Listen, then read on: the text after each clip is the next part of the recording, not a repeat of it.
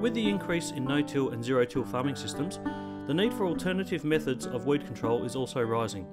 We hear from landowners in the Mallee region of South Australia on the benefits of summer weed control and management practices implemented on their properties.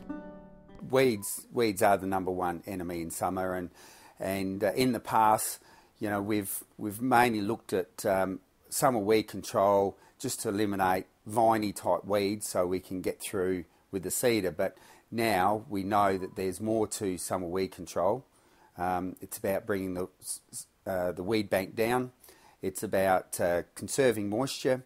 It's also a part of our snail management, because if you've got those woody weeds in your stubble, that's a haven for them to get up on and keep cool and to survive. So you find paddocks that have got a lot of woody weeds are ones that tend to have higher snail numbers in them. So if you control your summer weeds, that's another way of managing snails.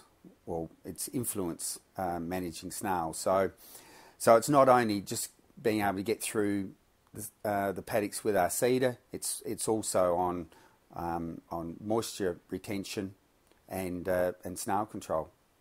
So we put a fair emphasis now on summer weed control, and also it's disease as well. Not only root disease, but also leaf disease controlling volunteers.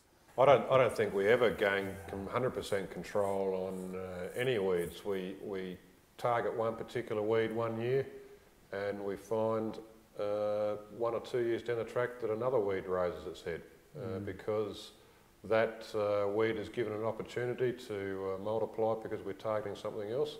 And so I think in regards to summer weeds or even winter weeds, that's always going to be a moving target as to what our major issue is. Summer weeds are probably starting to become the number one enemy because we know clearly that by controlling summer weeds we can increase our yield because we're keeping more moisture in the system than what we were previously if summer weeds get out of control. And it's clear to see that the paddocks where you had escaped summer weeds, that the yield is somewhat diminished by that. But we try and spray as early as we can and get a good kill first time round, and then we try and leave it as long as we can using sheep to control anything that comes up after that rather than spraying. And then we try and come back in about March with a particularly if we've had some early rain, and clean up all the summer weeds, and also any self-sown that may have germinated, we'll clean up with that chemical application at that point in time. You get rain in even November, it's not wasted. If you can get it to go down deep and kill the weeds, you retain that moisture for later. And like last year we grew, I reckon, 70% of our crop on stored moisture, so it's a big outlay. You're only just getting your money in for your harvest, but it's one of your most important jobs, I suppose. Got to get out there, and timeliness. I mean, we all struggle with it sometimes, but we just got to try and as soon as you see the first weed, you got to start going, because by the time they're all of perfect size, you've got them all to spray at once, and you can't physically do it. It's nearly to a stage now that it's just one step that we do.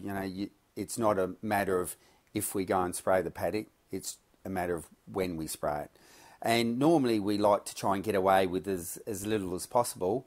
So now mandatory one spray, sometimes you may have to come back with a second one.